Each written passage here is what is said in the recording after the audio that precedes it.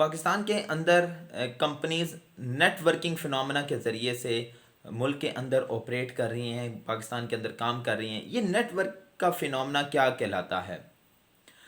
مختلف کمپنیاں آج کل اس فنامنا کو استعمال کر رہی ہیں، جسے نیٹ ورک کا فنامنا کہا جاتا ہے۔ اس فنامنا کے تحت کمپنی لوگوں کو موٹیویٹ کرتی ہے کہ وہ کمپنی کے میں انویسٹ کریں اور ان کو مختلف پروفٹ پرسنٹیج کی صورت میں ملے گا۔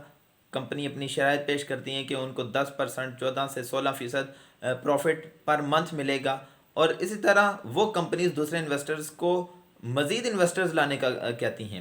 مثال کے طور پر اگر کوئی شخص اے ہے اور وہ کسی کمپنی کے پاس جاتا ہے اور وہاں انویسٹ کرتا ہے، تو کمپنی اسے اس پر یہ کنڈیشن عائد کرتی ہے کہ کمپنی اس شخص کو انویسٹمنٹ کرنے کی صورت میں ہر ماہ 15% منافع دے گی، اور اگر وہ اے شخص کسی اور دوسرے شخص کو راضی کر کے کمپنی میں لے کر آتا ہے تو وہ منافع، کیونکہ وہ شخص اس کو قائل کر کے کمپنی میں لے کر آیا ہے، تو 15% کا پروفٹ دوسرے شخص کا ہاف یعنی 7% کا پروفٹ اس شخص کو بھی ملے گا۔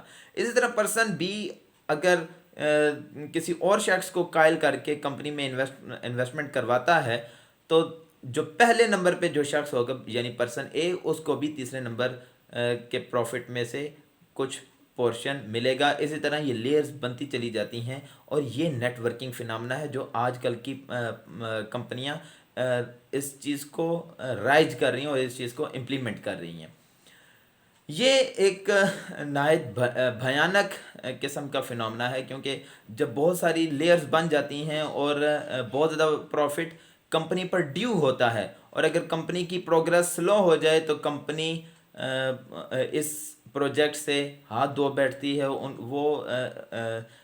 وہ ایسے مرحلے پر پہنچ سکتی ہے کہ جہاں وہ بہت سارے لوگوں کا پیسہ واپس کرنے کی پوزیشن میں نہ آ سکے۔ ایسا ہم نے دیکھا بھی کہ پاکستان کے اندر B4U کمپنی وہ بند ہوئی، اور آج کل الحیات گروپ سے اس پر کام کر رہے ہیں نیٹ ورکنگ کے تحت۔ یہ نیٹ ورک کی کمپنیاں لوگوں کو اپنے جال میں پھنساتی ہیں، اور اسی طرح ان کا پیسہ اپنی کمپنی میں استعمال کرتی ہیں، اور جب بہت زیادہ پیسہ بڑھ جاتا ہے تو جو آخر والے لوگ ہوتے ہیں وہ اپنے منافع سے اور اپنے اصل سرمایہ سے محروم ہو جاتے ہیں۔ امید ہے آپ نے اس ویڈیو سے استفادہ کیا ہوگا۔ اگر آپ نے اس چینل کو سبسکرائب نہیں کیا، کائنڈلی اس چینل کو سبسکرائب کیجیے۔ بہت شکریہ۔